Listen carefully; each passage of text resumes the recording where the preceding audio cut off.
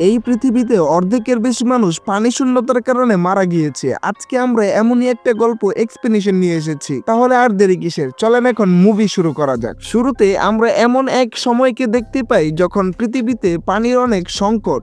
পানি না থাকার কারণে পৃথিবীর যে অঞ্চলগুলো সবুজ শ্যামল ছিল সেগুলো এখন মরুভূমিতে পরিণত হয়েছে। অর্ধেকের চেয়েও বেশি মানুষ পানি শূন্যতার কারণে মারা গিয়েছে। বাকি অল্প কিছু মানুষ পৃথিবীর যে জায়গাগুলোতে এখনো পানি আছে সেখানে মোটামুটি সবই পাওয়া যায়, সেখানে গিয়ে থাকছে। কিন্তু সবসময় যেটা হয়, পৃথিবীতে ধনীদের উপর যত সমস্যাই আসুক না কেন তাতে তাদের কিছুই হয় না। ঠিক এমনই কিছু এখানে হচ্ছে। বড় বড় প্রাইভেট কোম্পানিরা মাটির একদম গভীর থেকে পানি তোলার জন্য বিভিন্ন জায়গায় পাওয়ারফুল মেশিন বসিয়েছে। কারণ এখনো কোথাও কোথাও এমন জায়গা আছে যেখানে মাটি থেকে পানি উত্তোলন করা যায়, আর সেখান থেকে যতটুকু পানি বের হয় সেগুলোকে তারা শহরে সাপ্লাই করে দেয়, যেখানে ধনীরা বসবাস করে। কিন্তু বেচারা গরিবরা গ্রামে বসবাস করতে বাধ্য হয়।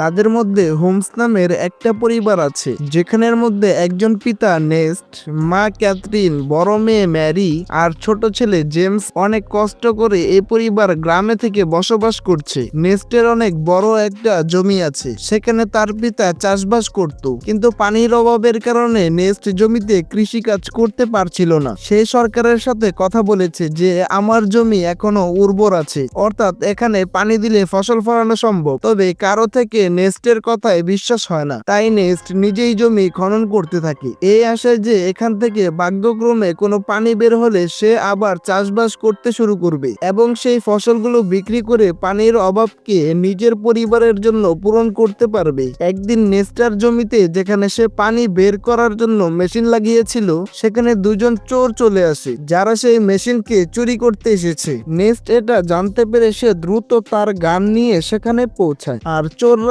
যখন জানতে পারে নেস্ট এখানে এসে গিয়েছে, তখন তারা বাহানা করে যে আমরা তো অনেক দূর থেকে এসেছি, আমাদের একটু পানি দিলে আমরা অনেক উপকৃত হতাম। এটা বলেই সে চোর তার কাছে থাকা গান বের করে যেন সে নেস্টকে গুলি করতে পারে। কিন্তু নেস্ট এমন চোরদের সাথে প্রতিদিনই মোকাবেলা করত, তাই সে দ্রুত চোরটি শুট করার আগেই তাকে গুলি করে মেরে ফেলে। নেস্ট তার মেশিন চেক করতে আসে, তখন বেচারা জানতে পারে এখান থেকে যে অল্প মানে বের হতো সেগুলো এখন শেষ হয়ে গিয়েছে। তার মানে এখন তাকে দূরের কোনো একটি জায়গায় গর্ত করে মেশিন লাগাতে হবে যেন সেখান থেকে পানি বের করা যায়। নেক্সট জেরুমের সাথে ওয়াটারম্যানের কাছে আসলে ওয়াটারম্যান এমন লোকদের গ্রুপ যারা প্রাইভেট কোম্পানির জন্য কাজ করে, যেমন বড় বড় মেশিন লাগিয়ে পানি উত্তোলন করা, যেগুলোকে তারা শহরে সাপ্লাই করে দেয়। নেক্সট এদেরকে মদ বা খাবার পানি ডেলিভারি করার কাজ করে। সে শহর থেকে সব জিনিসগুলোকে নিজের গাদার পিঠে করে এনে এই ওয়াটারম্যানদের দিয়ে দেয়। এই ওয়াটারম্যানদের মধ্যে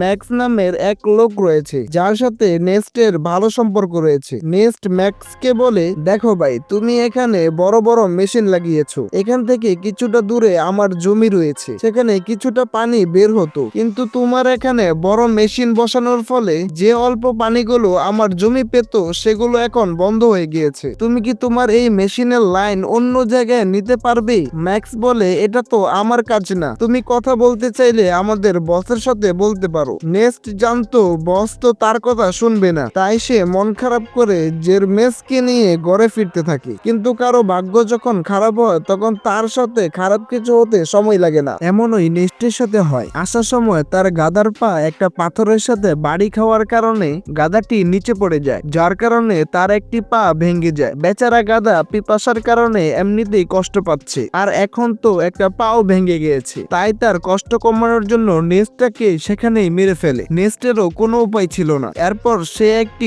নিলাম ঘরে আসে, যেখানে পুরনো রোবটকে রিপেয়ার করে বিক্রি করা হয়। নেস্ট এমন একটা রোবটকে কিনতে এসেছিল যেন সে সামনে থেকে ডেলিভারির কাজগুলো করতে পারে। এখানে নিলামের মধ্যে ফ্রেম নামের এক ছেলে রোবটের জন্য বিট করতে আসে, কিন্তু শেষ পর্যন্ত নেস্ট সেই রোবটটা পেয়ে যায়, যেটাতে নেস্ট আর জেরোম অনেক খুশি ছিল।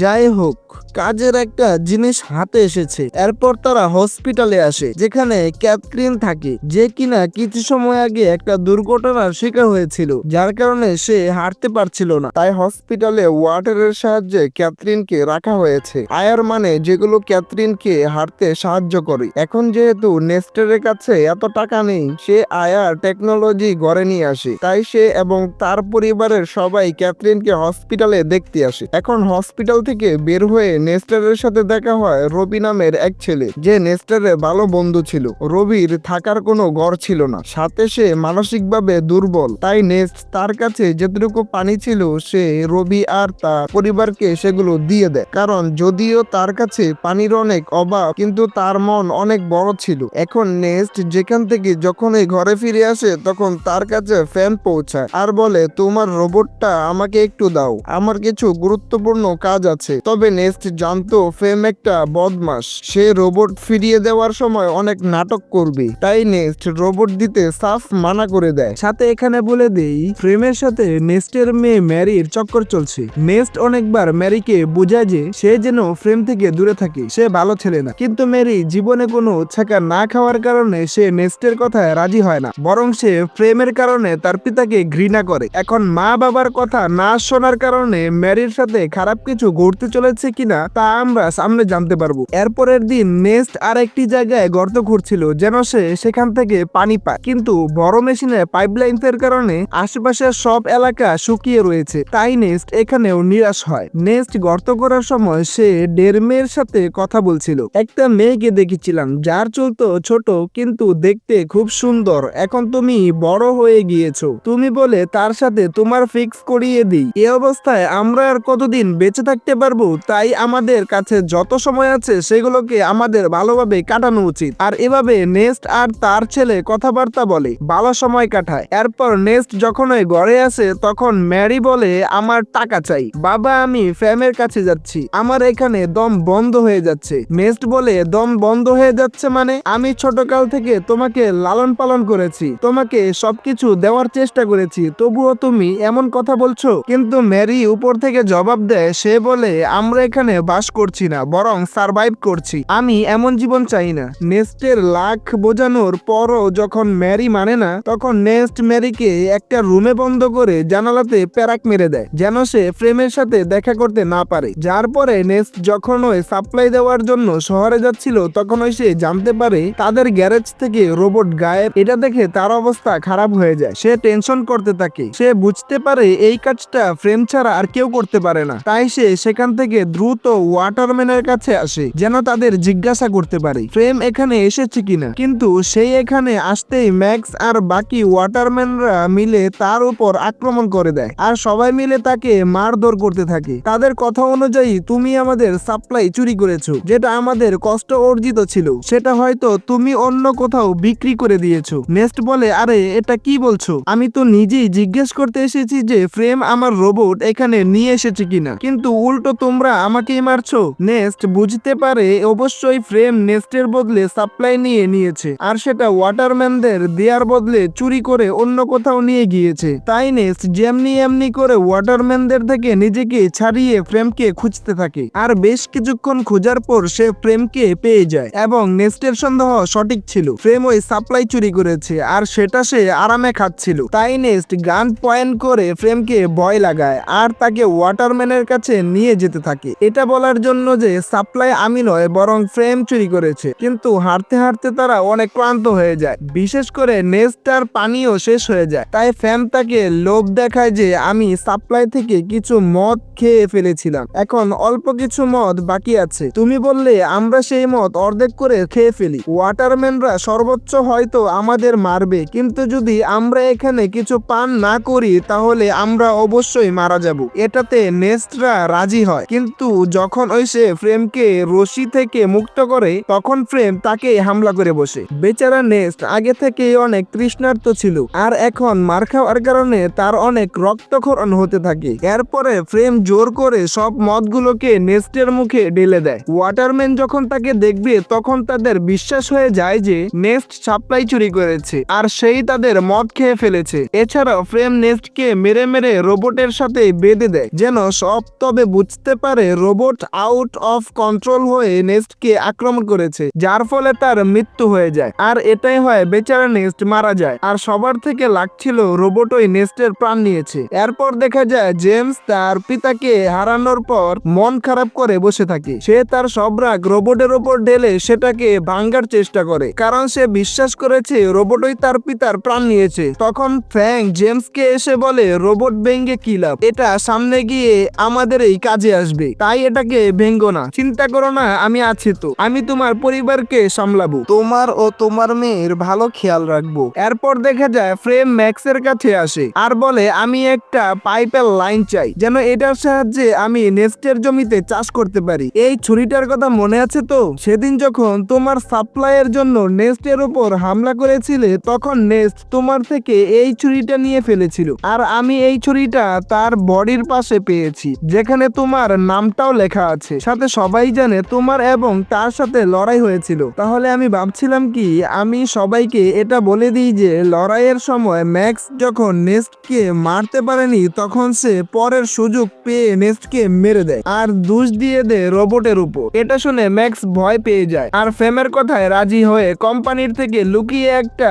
সিক্রেট পাইপলাইন নেস্টের জমিতে দিয়ে দেয়, যার ফলে সেই জমিটি পানি পেতে শুরু করে। সবাই অনেক খুশি ছিল যে এখানে আবার চাষ হচ্ছে। ফ্যাম প্রতিদিন লাঙ্গল চালায় যেন ফসল ফলাতে পারে, আর দেখতে দেখতে তার পরিশ্রমের ফল পাওয়া যায়, অর্থাৎ ক্ষেতের সব দিকে ফসল ফলতে শুরু করে, যেগুলো দেখে জেমস আর বাকিরা অনেক খুশি ছিল। সাথে ফেম আর ম্যারি রিলেশনশিপ ছিল, যার পরে তাদের বিয়ে হয়ে যায়। বিয়ের পর ফ্যাম অনেক খুশি ছিল আর সে ভাবছিল যে এই সব কিছু নেস্টের ছিল।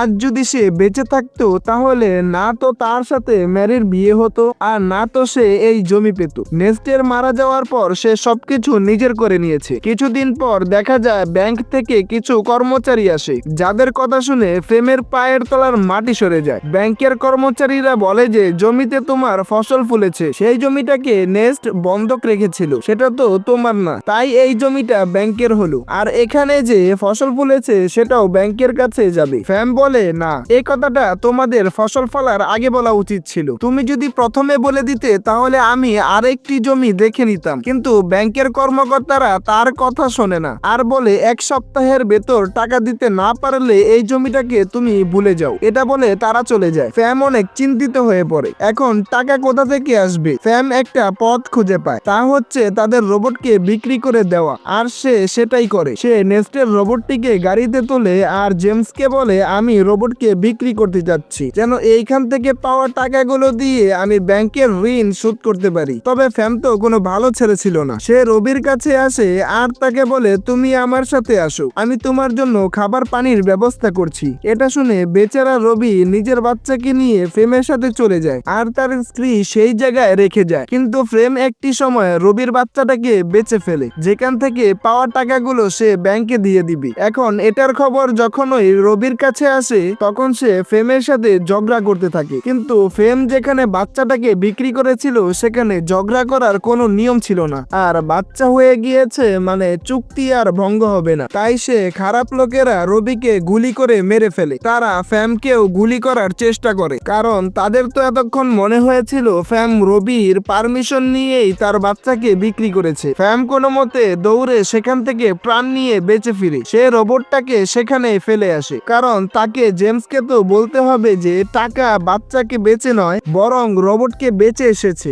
এরপর দেখা যায় ব্যাংকের ঋণ পরিশোধ করার পর ফ্রেম জমিটা আবার পেয়ে যায়। ওদিকে রোবটটি হেঁটে হেঁটে তার আসল মালিকের কাছে যেতে থাকে, কারণ যখন সে বদমাশরা ফ্যামকে শুট করেছিল, তখন কিছুগুলি রোবটটি শরীরেও লেগে যায়, যেটাতে রোবটের ডিফল্ট সেটিং অন হয়ে যায়। আর এই জন্যই সে তার অরিজিনাল ওনারের কাছে যেতে থাকে, যে কিনা শহরে থাকে। ওনারের নাম হচ্ছে কেলভিন। সে যখন ওই রোবটটিকে দেখে, তখন সে অবাক হয়ে যায় যে এটি কার রোবট, যেটিকার রোবট আবার ফিরে এসেছে। রোবটের গায়ে নেস্টারের নাম লেখা ছিল, তাই কেলভিন রেডিওর সাহায্যে নেস্টারের সাথে যোগাযোগ করার চেষ্টা করে, যেন সে এখানে এসে নিজের রোবটকে নিয়ে যায়। কিন্তু জেমস যখন ওই রেডিওকে অন করে, তখন সে অবাক হয়ে যায়। ফ্রেম তো বলছিল সে রোবটকে বিক্রি করে দিয়েছে, এখন এই কেলভিন নামের লোকটা বলছে রোবট তার কাছে। তাই সে ডিসাইড করে কেলভিন যখন রোবট ফিরিয়ে দিতে চায়, তাহলে তো ভালো, জেমস সেটা নিজে গিয়ে নিয়ে আসবে।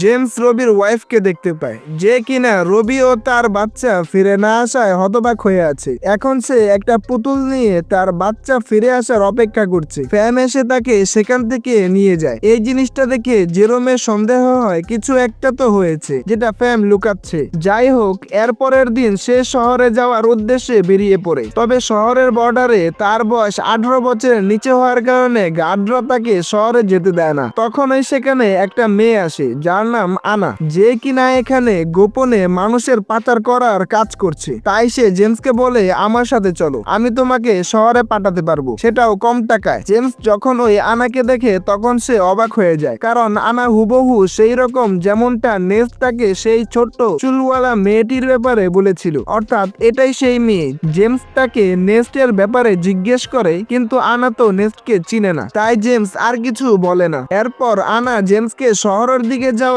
মালবাহী গাড়িতে লুকিয়ে বসিয়ে দেয়, যেটার সাহায্যে জেমস অবশেষে শহরে পৌঁছে যায়। এখন শহরে আসার পর সে ক্যালভিনের সাথে দেখা করে, যেখানে তাকে তার রোবট ফিরিয়ে দেয়। রোবটের গায়ে যে গুলিগুলো লেগেছিল সেটাও ক্যালভিন রিপেয়ার করে ফেলেছে, সাথে সে রোবটের সেটিং ঠিক করে দিয়েছে। কিন্তু জেরং যখন ওই রোবটকে মন দিয়ে দেখে তখন সে জানতে পারে এটাতে ক্যামেরা আছে, যেটা রেজারের মতো ভিডিও রেকর্ড করে। ভিডিওগুলো তেমন পরিষ্কার তো না, কিন্তু এতটুকু পরিষ্কার ছিল যে এটাকে দেখা যায়। তখন সেই ভিডিওগুলোতে জেমস তার পিতা নেস্টারের সাথে মুহূর্তগুলো দেখতে থাকে। এই ভিডিওগুলোতে সেই ভিডিওটাও ছিল যখন ফ্রেম নেস্টকে মেরেছিল, যার পরে সে রোবটের সাথে তাকে বেঁধে দেয়। এখন এগুলো দেখে জেমস প্রচন্ড অবাক হয়ে যায়। সে সত্যিটা জানতে পেরেছে যে তার পিতা কোনো অ্যাক্সিডেন্টে মারা যায়নি। জেমস রোবট তাকে ঘরে নিয়ে আসে, কিন্তু ঘরে আসতেই সে ফ্রেমকে এটা বলে না যে সে সত্যিটা জেনে গিয়েছে, কারণ ম্যারি যদি জানতে পারে এসব কিছু